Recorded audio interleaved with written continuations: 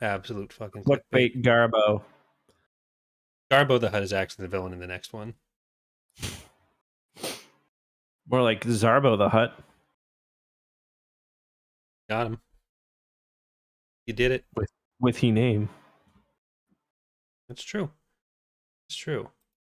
All right. We're live on the YouTubes.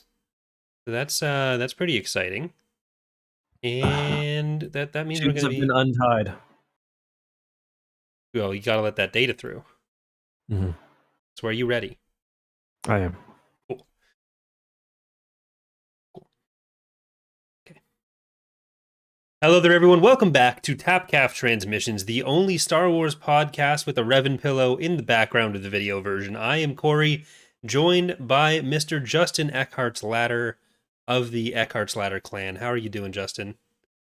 Good. I was going to say the only Star Wars podcast run by a virgin nerd. That's clearly not true. Wow. Well, wait, not true of what? You can figure it out. Am I insulting everyone or taking back the insult towards you? What do you think is more likely? Well, it's hosted by you as well. I'm just one of the hosts. I've got children. Yeah, but you're still a host. Yeah, but I said hosted by A. Yeah. Yeah. And B? What's B? I don't know. All right. Well, this do you mind? Okay, sorry, go ahead. I'm podcasting here. Hey, I'm podcasting here. Okay. Right. So, tonight's episode, we're going to be talking about Queen of the Empire, the 5th book in the Jedi Prince series, Young Reader series. It's been a tough week, so we took it a bit easy. We have this penultimate Jedi Prince book, which I think might have been a mistake to not do this and the next one together, because now there's still going to be one standalone one we need to do. But before we get into Queen of the Empire, it's been a few months since our last read through of Jedi Prince. Any other Star Wars news we should touch on before we get into the Queen? The SAG strike ending is obviously the big one. I thought it would take longer. I thought we were going to be in it for the foreseeable future, so I'm really glad that's over. I can relaunch my acting career like I've been waiting. So yeah, good times. Yeah. Hopefully all the SAGers are, I think that's what you call them, the SAG members. Hope they're all happy with that doesn't sound with the right. deal. No, I think it is. I think you'll find if you ask them, they'll be like, yeah, that's the saga continues, maybe. But yeah, that's good news. So we should be getting hopefully Skeleton Crew in the spring, not pushed back more, or I guess in the winter. Mm-hmm. No, they haven't actually announced a replacement release for that, have they? We No, may I don't never think get so. it.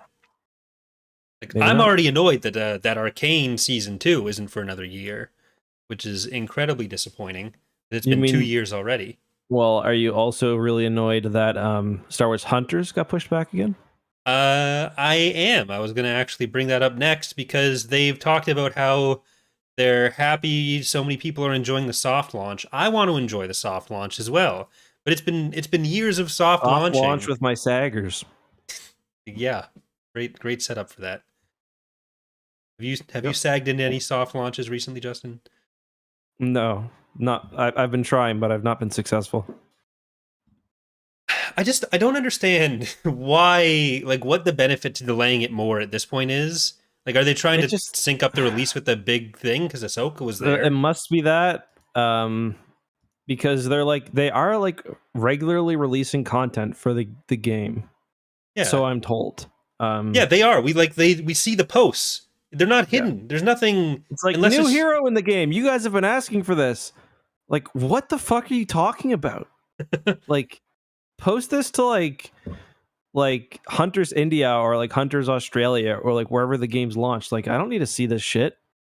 Is it because Australia is more used to dangerous bugs or something that it's okay for the game to be launched there now, but like North American sensibilities just can't fucking handle it or something? I think that must be it. Speaking of sensibilities, this isn't Star Wars related, but I did see the funniest tweet ever, and it's fandom related. I'm not sure if I posted this in the group chat. I saw it when you posted. So Marvel Studios put out this very cringy like it was like supposed to be like a stock letter you give your boss so you can have the day off Thursday because the Marvels and Loki season 2 is coming out. Yeah. So it's like, dear blank, please excuse blank early from work or school, the Loki season 2 finale and the Marvels premiere, etc., etc. And then Kudos, who's got a really great YouTube channel, he says, he tweeted, "Sorry boss, I can't come into work today, I'm watching horse shit."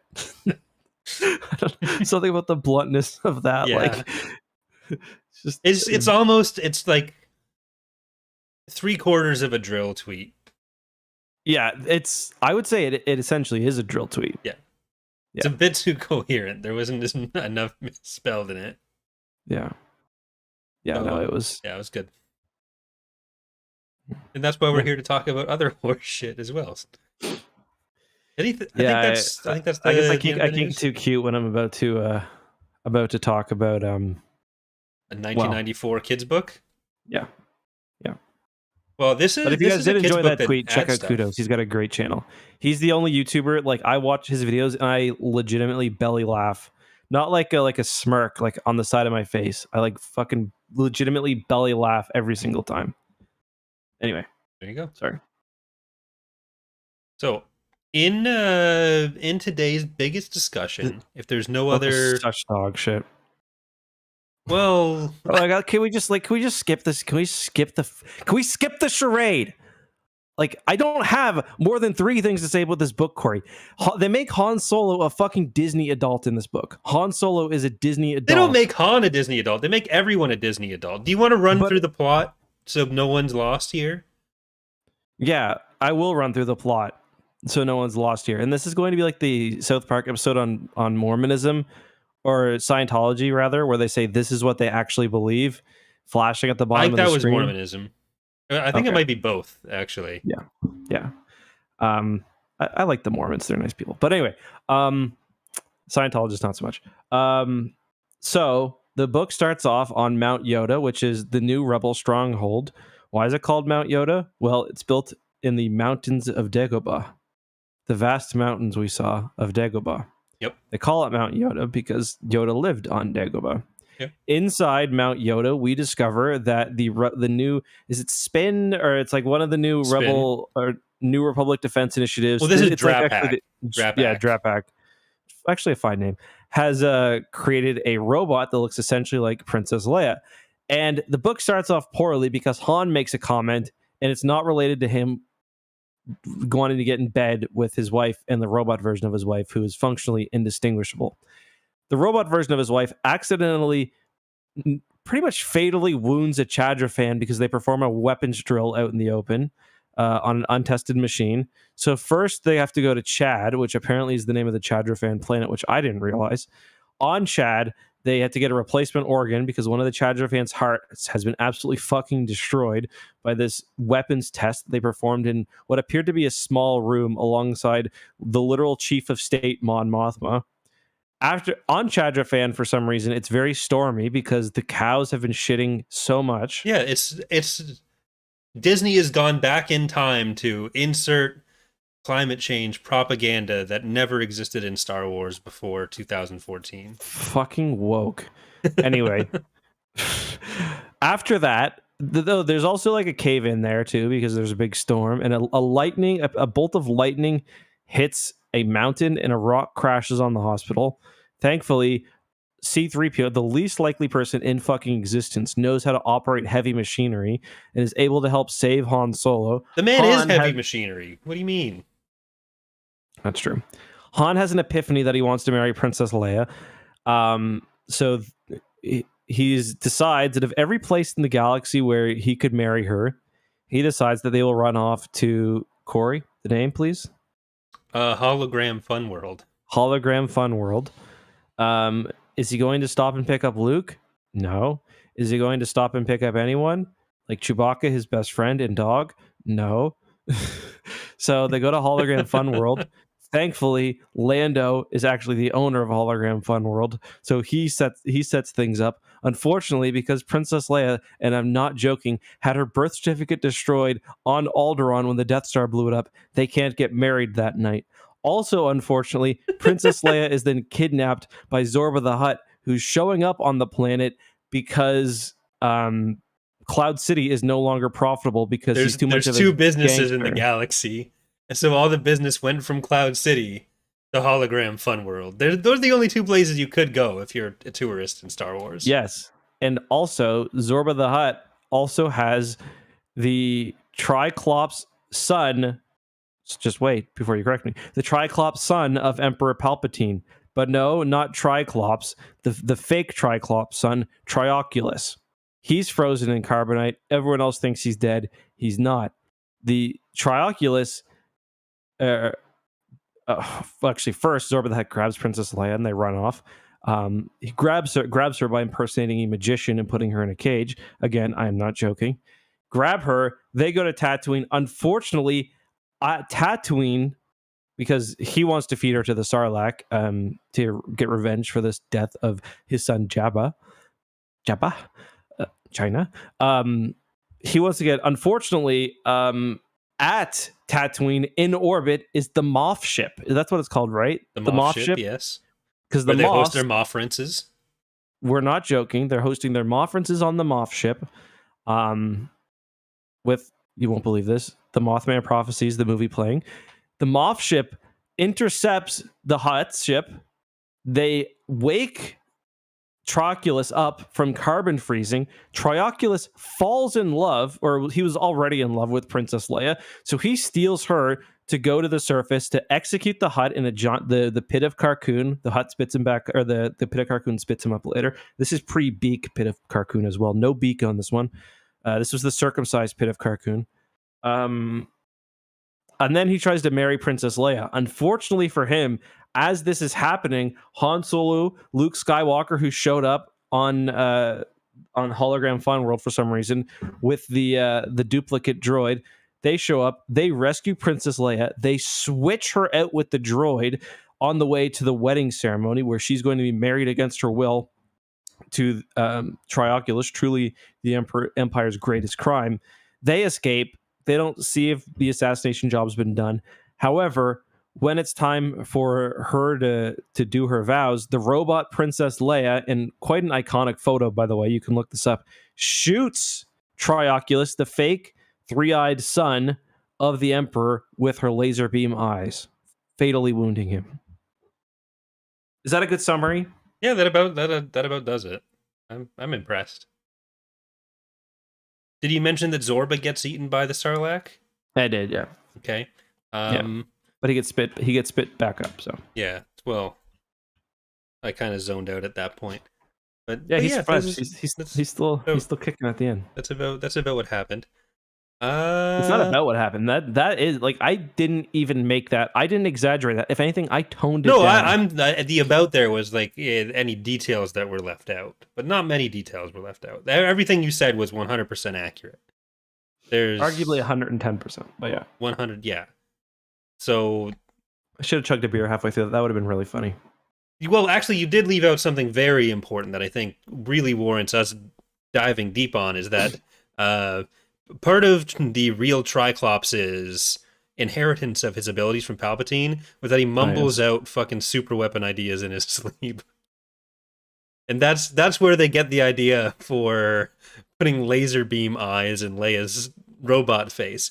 Because at the start, nobody seems to be questioning, like, why do we need this decoy Leia with lasers?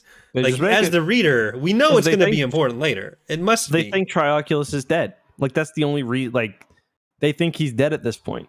So, yeah. See, they wouldn't let me be a Star Wars writer because I would immediately have Han Solo write a joke about wanting to do sexual things with the droid.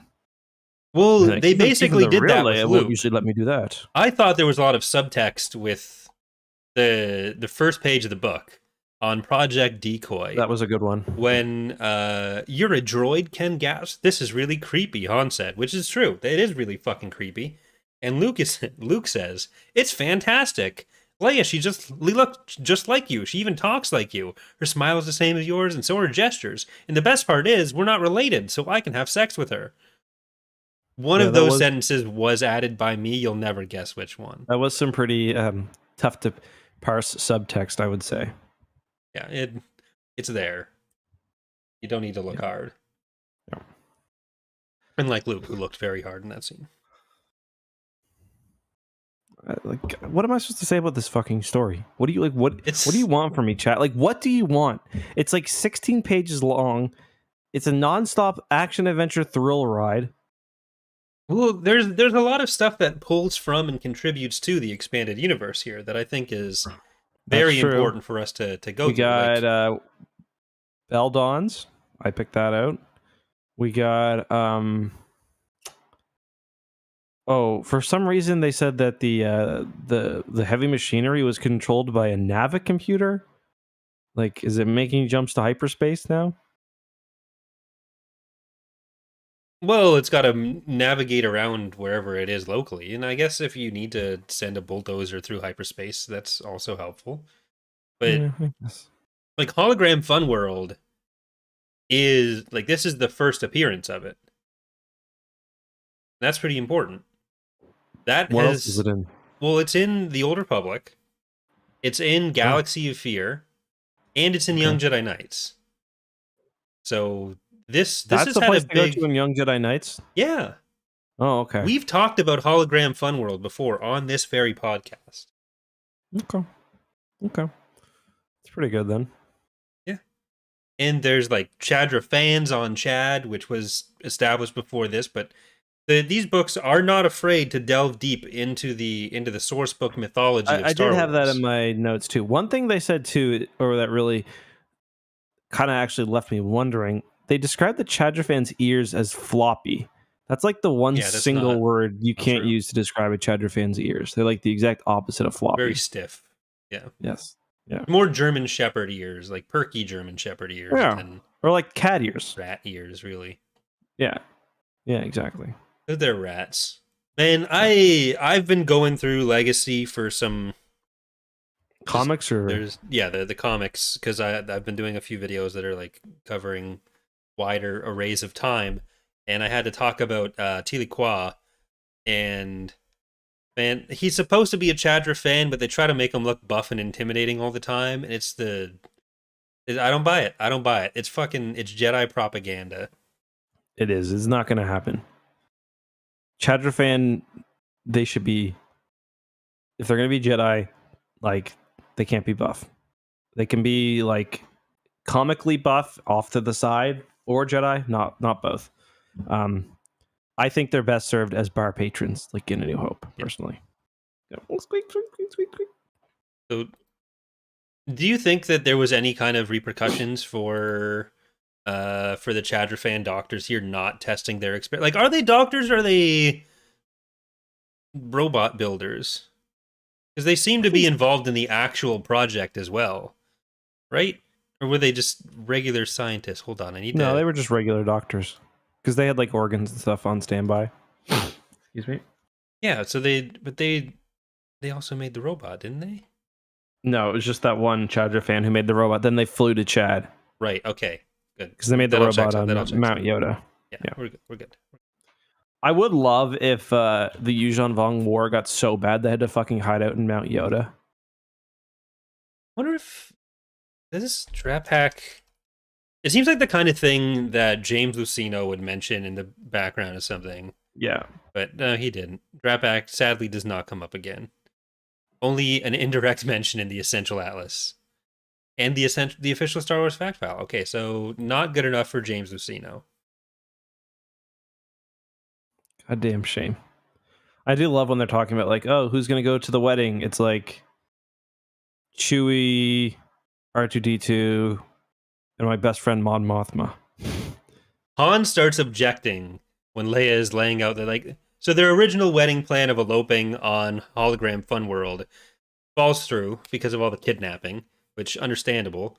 But then Leia's like, oh, well, now we can start inviting people. And she lists like 5 people, including her brother and the president.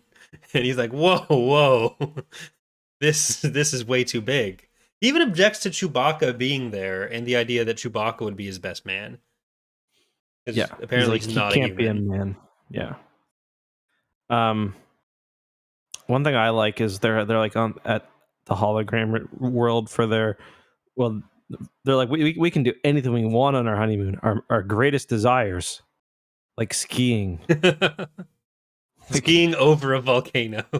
Why not like porking your new wife over an active volcano? Well, I'm sure If they you were want- gonna do that after they got married, but this was just them doing the kids have to relate to this, Justin.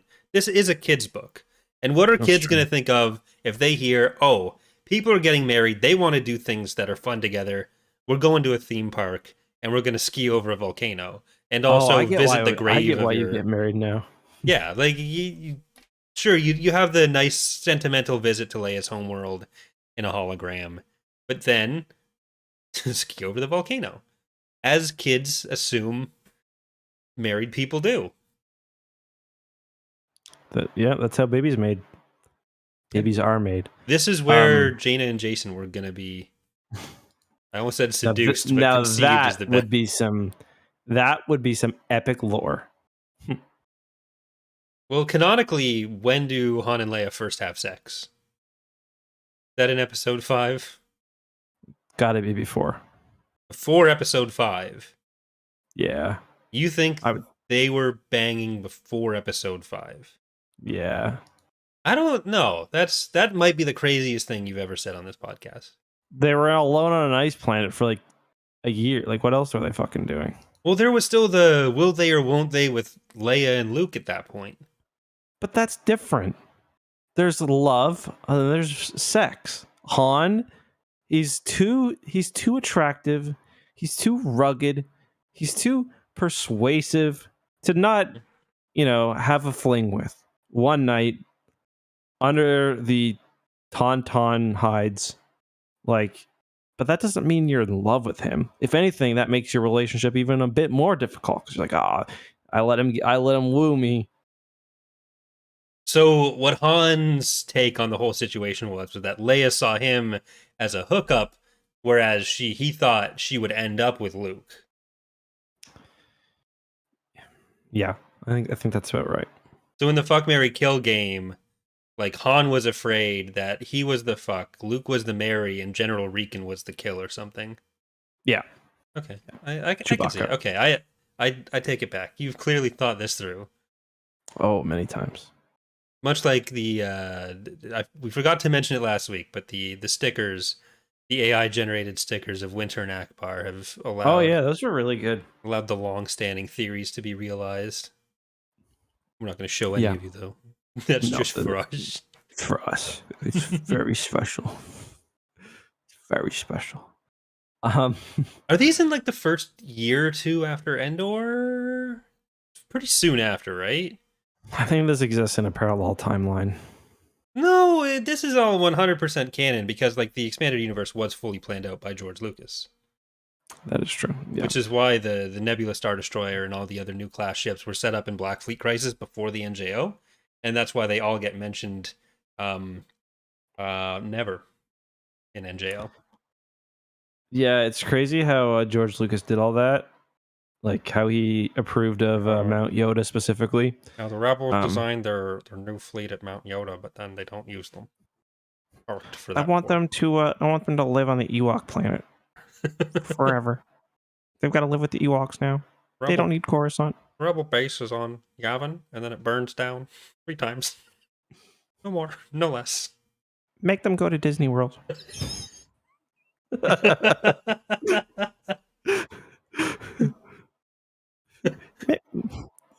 Make Han really into it, not cynically into it. I don't want them to go on any of the fun rides, just the movie theaters. You'll never believe where the flowers they buy for their weddings are from. Endor. That's one thing that like even some good Star Wars books do. Like Endor, the forest moon of Endor, should not be a planet that you go to like the store and there's Endor flowers there or Endor fruit.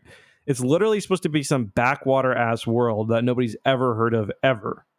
It was before the Battle of Endor, but now it's just like as soon as that happens, it's a tourist destination. You have a bunch of shops that are claiming like, oh, this is the flowers that were watered by the blood of the Emperor's black bones, and then it's a whole scam industry. Yeah, I guess that's fair. They're not going to call Or it like like, oh, you eat this Ewok tail. Do Ewoks have tails? not Like little anymore. stumpy ones. Like who's Eat this seen an Ewok? No eat one, this no one would be Ewok able to tail, and know. you'll have boners forever. Yeah, there's a Right? black market of those kinds of things, and it was run through Cloud City apparently, which is why everyone wanted to go to Hologram Fun World instead of Mm-hmm. gambling. It seems like the even with Lando running Cloud City, that the clientele would have been a different target audience, right? No one's planning their family vacation to gamble on Cloud City, and they're like, "Oh, well, this is this is too corrupt now, kids. We're going to Yeah. Hologram Fun World." Yeah. I also so the one thing about Hologram Fun World I didn't mention is one of the reasons they can't get married there is not only because Leia's birth certificate got blown up, but because all of the bureaucratic offices are closed for a holiday. Like, if I were there to get married, you can have a marriage ceremony and do the legal stuff afterwards. That's like what a lot of people do. So, like, just get married symbolically, and then fucking have C-3PO, who apparently doesn't like looking at kissing now, submit the Mhm. documents later. Well, the kids need to relate to it, and kids think kissing is gross. So C-3PO is the stand-in for all the kids, saying that emotions and kissing are gross, while the Yeah, adults want to go to Hologram Fun World. yeah, I guess that's true. Why does Hologram Fun World have the best service center for droids in this part of the galaxy, though? And why does R2 think Bezit Gliss beep to that? They Yeah, really don't have the dialogue down for him. R2 was on sicko mode this book, like the shit he was saying. He was really just bugging out. He needed someone to look at him. Yeah, he was putting out cries for help. Like, he's like drowning in his own like oil, and like nobody's even mentioning it. Well, he did want to be the best droid, and he was refused because, once again, the droid rights in the galaxy are overturned entirely because no one actually cares about them. Wasn't he refused by C-3PO though? Yeah. Yeah. Well, C-3PO he's in on the oppression. He thinks by oppressing R2 that he's going to be allowed in at the table. Yeah, C-3PO is like the. Let's just move on. I was gonna make a probably inappropriate comment with C-3PO. Mm-hmm. The kind of droid he is.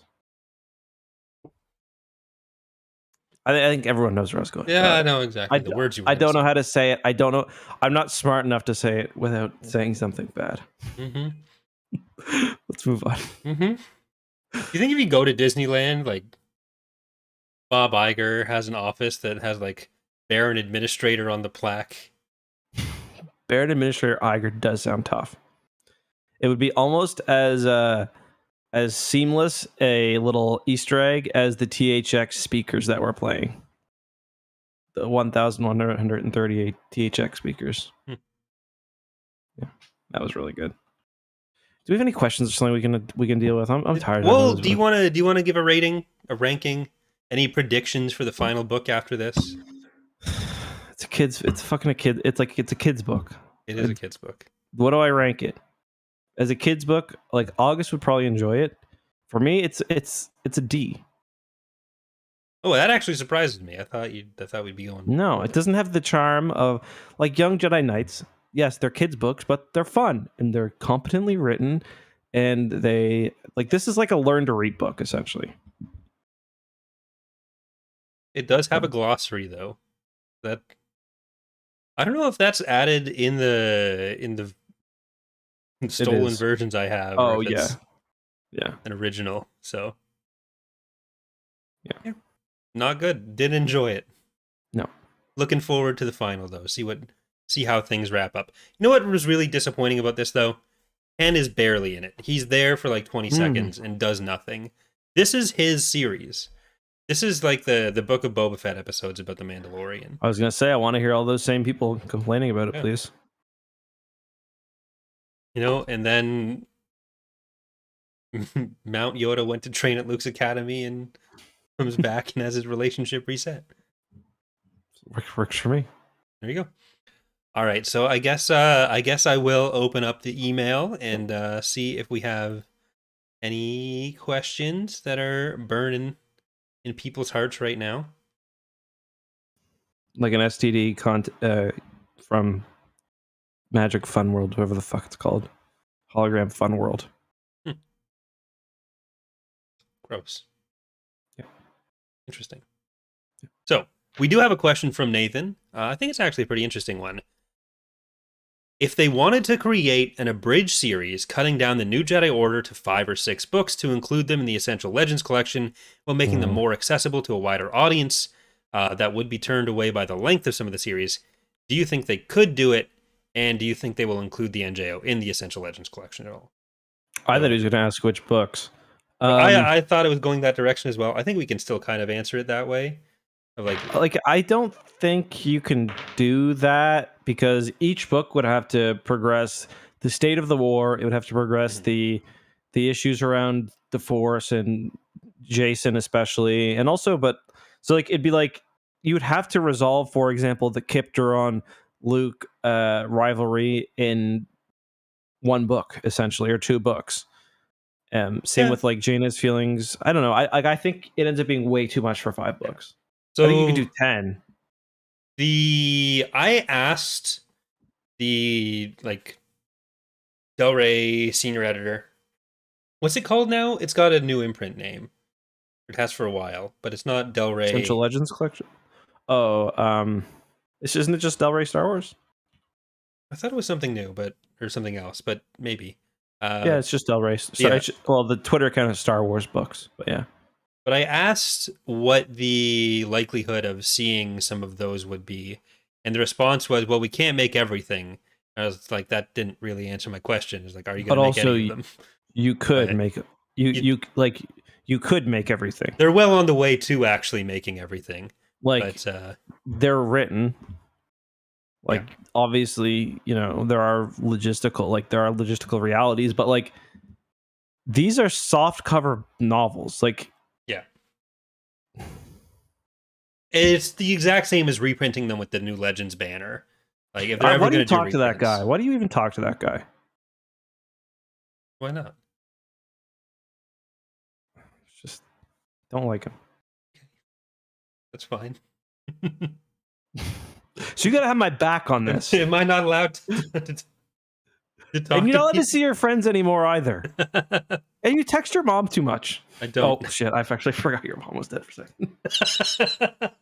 I'm not even joking. I completely forgot. I'm sorry. No, this is fine. You never stops you when you do remember. Yeah. I don't even talk to him that much. I tweeted at him like twice. And once he got mad at me for the sardonic counting. So. Oh yeah, and then immediately we both proved him wrong. That was so sick. Real great use of our time. But I think if you were forced to pick like 5 or 6 books of the NJO to give the broadest scope of the story, you need Unifying Force. Yes. Star by Star. Yes. Vector Prime. Yes, of course. So then you get 2 more. So it's like you probably want one of the. Oh no, that's 5 already, isn't it? Star by Star, Unifying Force, and Vector Prime. That's 3. Yeah, but 6 was the upper limit. Oh, okay. 5 or 6. So we get 3. Okay. I think you want one of the early X-Wing books. You probably want the what's the one where the EBAC 9 book? Is that the second to last one? Final Prophecy? I don't think it's quite. I think it's a bit earlier than Final Prophecy. You probably want one of the Shamed Ones books too, and then that's pretty much all you got room for. Let's look at the actual list here, and then we'll give a yes or no. I'm just gonna say no right off the bat. I don't think so. Well, I meant to each book being in the top. Oh, well, I can't remember all of them. So well, that's why I'm getting the list. I mean, I can't remember what they're all about. Well, you'll remember. No, I won't. So the Dark Tide duology, need maybe one of them. Probably the first Michael one. Stackpole ones. Yeah, probably the first one, maybe. Agents of Chaos, I think you can drop. Like a lot of Han character development, a lot of the Rin setup. There's some war stuff in there, but I feel like for the overall situation, I mean, you can probably leave those out of the 19 if you had to do it. Dark Journey, get it the fuck out of there. Unnecessary. But even still, there are aspects of these novels that would be missed. That you'd have to. You'd Because still like be missing some stuff. right now, we're losing a lot of Han grieving over Chewie, which is, I think, an important plot arc. Yeah, but I think like if you're reading it that way and you can like you're just taking the framing of that as something that's happening off screen, like you still get some references to it, and I feel like you still can get the overall course of the series okay. Sure. I'm not saying it'll be as good, but I think you can do a serviceable job, and I know this because the first time I read it, I didn't know how many books there were in the series. I didn't know what they were. I read Star by Star first, and then I just kind of fucking went all over the place. But I mean, you can serviceably read the Throne trilogy by just reading the third book. Yeah. But it's more like which sick, because like if someone Mhm. says Dark Right, Tide right. to Agents of Chaos to uh, Edge of Victory, Rebirth, Dark Journey, and You're like, what's going on the here? Final Prophecy, that's not going to be your best choices here. But if someone comes in and says, "I read Vector Prime, I read Balance Point, I read Star by Star, Destiny's Way, and the Unifying Force," Yeah. you kind of got what's happening there. Yeah. That's all I'm saying. Yeah. No, I think that's fair. I agree. If I were going to do something like that, I would just listen to the abridged audiobooks. Yeah. More expensive, but you do, because I've actually done that. I've listened to the entire abridged audio experience, and it's not great, but like it's kind of the same thing where like you're losing a little bit, well, a decent amount each book, but like you kind of make like there's so much, repetition in a way, not in a bad way, but yeah. I mean, I'm not recommending anyone do this. I'm not recommending they publish it like that. Because, like, if they were going to do an Essential Legends collection New Jedi Order book, if I had to pick one, it's Traitor. But Just that one, yeah. like, I feel like Traitor, if you're trying to get an overall sense of this story, you can just as easily have, or not just as easily, but if you had to like cut some stuff somewhere, having Jason's stuff be off screen, you're not losing out on the overall war as much. You're losing out on a lot of the motivations for the Yuzan Vong and the Jason character development, which is the stuff that I enjoy the most. But I feel like it's possible. Mm-hmm. Like it's my favorite one, but I don't think it's the one that gives the best. I don't think it's the top 6 for giving information about the overall storyline. Mm-hmm. Yeah, I think that makes sense. Well, thank you, Nathan. Are there any other? I'm trying to think of what hasn't been touched by the ELC so far. Like we haven't had any Black Fleet Crisis ones, and I don't think that's going to happen. No. Because they announced was it the Bounty Hunter Wraith trilogy Squadron? that just started? Oh yeah. Because we're getting Slave Ship. Mm-hmm. What other books? I mean, I still would like to see a Young Jedi Knights re-release just because they're so hard to get and they're not available digitally. Yeah. Like, I guess most of them aren't as well. I need to go to my local Value Village again because there was one available that I didn't have yet that I wasn't sure about. So I left it at the store when I messaged you, and I was going to go back the next day, but I haven't. So I don't know if it's still there. The chances are decent. Yep. What else? Trying to think of Jedi Academy's been re-released, right? Has it? I think iJedi has. iJedi has. And I still at that think point, I'd like. you kind of. Yeah. I'm just taking a look at the book, Star Wars Legends book timeline here. See kind of what I'd like.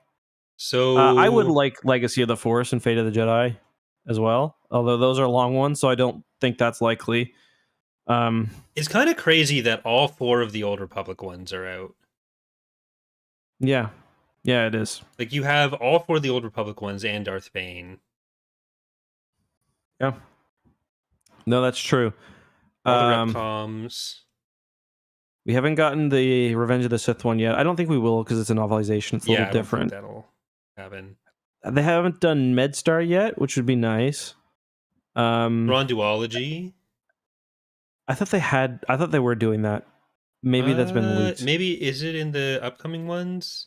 No, Survivor's Quest is coming, and Outbound Flight. I feel like if those are coming, it's got to be on the way. Yeah. I don't think Dark Lord: The Rise of Darth Vader has, so that's kind of one as well. Um, yeah, I mean, there's still quite a bit they could do. Death Star is one that I would like too, because I don't think I've ever fully read Death Star before. Mm.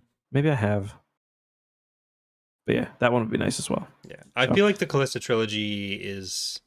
I can't even say that I feel like those aren't happening, because if I was gonna guess any of these off the start, then I wouldn't have picked the Old Republic for as I didn't coming. think Courtship would be re-released, and I'm glad it has. Have they done True Sepakura yet? They have not. Okay. I feel like that's one that they should do, because it's sort of like a standalone story almost. Yeah. And it's pretty good, and it's kind of like the first one in the post Endor era. So I'd like to see that one re-released. Like, I know, like, I really like the cover art for most of them, but I know you really don't. I actually, some of them are okay. I think I like the iJedi one, if I'm remembering correctly. It's just some of them are a bit boring. Well, you didn't like the X-wing ones, because you thought they were the basic character designs, and I actually really like those, because it felt a lot more Alphabet Squadron-y to me. Yeah, and I feel like that's a fun connection. I just thought as a kid, the reason why I feel that way is, as a kid, I was incredibly attracted to the space battle scenes in the, like, I just thought they were the coolest thing ever, especially because they have ships that aren't from the movie sometimes, even if it's just like that one that has the weird Star Destroyer. So I just thought that was really cool. But like, I like the iJedi one. I actually like the Courtship of Princess Leia one as well. It's just like her and her dress kind of close up. I like I'm just looking now. I like Shatterpoint. I like Heir to the Empire. Yeah, even the Bane ones are not bad. Plagueis is a good one as well. There are 34 of them, and there's only, 120 Legends novels? Yeah, so they could do them all. Yeah, the trick was that the whole thing was essential. Yeah, because you think of what that doesn't include. Once you factor in NJO, Fate of the Jedi, Legacy of the Force, that's 40 books. Yeah. So they've done a third of the other books that aren't those ones. Yeah. Yeah. Including like every book set before the Clone Wars, because Shadowhunter's in there. MedStar's not. Well, that's during the Clone Wars. Oh, yeah. You're right. And they're probably going to do the other Darth Maul books if they're doing Shadowhunter. So they're doing Dawn of the Jedi Into the Void now. They already did the 4 Old Republic books, because I think there's only 4. Oh, they haven't done the old Han Solo books, have they? They haven't, but the New Wave has the Lando Calrissian adventures. Yeah, so it has one of them, doesn't it? Or are they all in one story now? That's all one book. Oh, okay. So that's the Mind Harp of Sharu, the Flame Wind of Ocean, and the Star Cave of Thon Baka. And I can understand them not wanting to put each of those titles on the front of a new book cover. No, you know what? But listen, it's for me. I remember. I'm not even joking. I remember where I was, the exact place I was when I saw Lando Calrissian and the Star Cave of Thon Baka. Like, I remember seeing that book, grade 6, Mr. Houston's class, sitting in the back. I look over. He had one of those, like one of those spindly things with books on it, like kind of just like a rotating bookshelf. And it had that, and I read that, and I was like, what the fuck is this about? And yeah. Should probably look at what I'm missing from my Legends books, and then see if the Essential Legends collection is a worthy stand-in for it. Yeah, I'm not like, personally, some people will be really offended if they hear that, I think.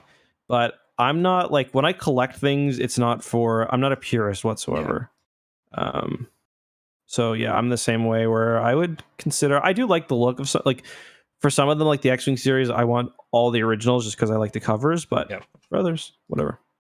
Well, I mean, I already have most of my books with the Legends banner, so I could see the value in having like, oh, these are from the original run with the like pre-Legends banner, just if you're going to go for something. And the ones that I sent you a picture of at the Value Village were like almost all pre that, but I already have a bunch that are like that, and I'm not going to try to track down a bunch of older, more expensive, or in poor condition books. Yeah. So I just want to have a copy of all of them.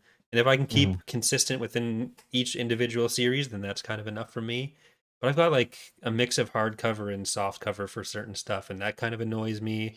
What I Yep. wouldn't want to have is like an X-Wing have the different form factors. It's the fucking form factors that get me. Oh yeah, that's really annoying. And that's like I just don't like hardcover Star Wars books generally. Um I don't know. I just feel like they're too big and it's not needed. Like, and nowadays, especially, I don't really know I don't remember what it was like back in the day, but now the hardcover releases come first a lot of the time, Yeah. and some books don't even get softcover. Like I think Alphabet Squadron got a softcover release, but it was like way later Yeah, it's usually like 6 months to a year later now for a lot of the Star Wars ones. because they're a little cheaper too. Yep. Um, but Well, significantly cheaper. The hardcovers are like $40. yeah, the other day I saw a girl walking down like kind of dangerously. I might have texted you guys. She was walking on the side of the road reading Thrawn Alliances, but like she was like on the street with like right up in her face. And I was like, dude, what are you doing? It's not safe. Eli lives. Eli lives. Yeah. Right. It's Well, gonna be epic. Don't leave. I think that is going to do it for today's episode of Tapcaf. Next week, are you going to be up for Rebel Dream? That's the question. I thought we were gonna do High Republic next week. So, High Republic releases on the 14th, I think. Eye of Oh, okay. Darkness. So, what I was thinking is next week on the 16th to give people a chance to read it and to give us a slightly easier week Mhm. as we ramp back up. We'll do Rebel Dream. Okay. The next week, we won't be able to do an episode because I'll be at your house. Yeah. And then the week after that, we'll do Eye of Darkness. So the 30th. Okay. And then we have as much time as we need to do the Eye of Darkness reading. It's actually not that long, I don't think. No, This is not I've started particularly listening thick. to it on Audible. Well, not on Audible. It's so annoying. I've complained about this before. It's so annoying how they send the audio files to us or the audiobooks to us because they send it chapter by chapter and like oh that doesn't sound that bad. But like a lot of these High Republic books, not only do they have 25 chapters, but the for example, the first 20 minutes of the book will be 5 chapters because you'll have the a long time ago in a galaxy far, far away. That'll be a chapter. The crawl will be a chapter. The sometimes just like a prelude that'll be a chapter. This one has a prologue that's a chapter. And then you get to the actual novel. Well, it's kind of annoying as well that the ebooks they send time out. Like they send you Oh, an do they? ebook along with the hard like the physical copy. I haven't gotten mine yet, my physical copy. And like the physical copy, there isn't like a Del Rey employee that comes to your house to rip it out of your hands after the review period's up. You get to keep that. But Mhm. the ebook copy stops working after a few months. And I realized that after I made notes on my Alphabet Squadron one. And then it was On like, the yeah, app? you don't get this. Oh, that's annoying. They used to send early manuscripts too, but I don't think they really do that anymore. I think I've talked about that before, but Yeah, because you left like one on the plane. yeah, and for like I've got like 3 versions of the first Alphabet Squadron book, where 2 are just like completely blank covers and whatnot. Yeah. But I've told that story a million times, so I'll shut up. All right. Well, Justin will get the last episode posted on the audio services. I know, yeah. I We'll get this promise one as I'm going to be well. better. I've been really bad about it. I'm so busy. I've got a new kid, and we're expanding the YouTube channels, but that's no excuse. I'll be better. And Hey, just tell Zach. I might, or I'd probably tell Marmar to do it actually. Or I'd ask her. Yeah. So next week, Rebel Dream. We'll keep the MJO road or train moving. Though we will be taking a brief stop over in the High Keep the Republic. dream alive. Maybe we'll see if Ilkin wants to get into some Eye of Darkness as well. Oh yeah, good point. Tonight, we will be doing the revival of the X2 podcast, where we'll be over on youtube.com/ECKSTOO, where all of us are going to be doing movie reviews once again. So I'm going to be talking about I think movie review is kind of underselling what we're doing. Well, I'm going to be talking about the Marxist underpinnings of "I Love You, Man," as Yes. well as the intersectional feminist themes. Justin, what's your What's my movie or what's my theme? what's your I what's your general topic? Don't spoil too much. my general topic is I'm trying to think of a way that I can say this without spoiling it. It's how the film Malignant is really about embracing one's truest identity, truest self. Yeah. So we're all going to It be doing sounds some very woke. 5-minute presentations. And Yeah. yeah, so that'll be over on youtube.com/ECKSTOO. Hope to see some of you there. Otherwise, see you here next week. Bye, everyone.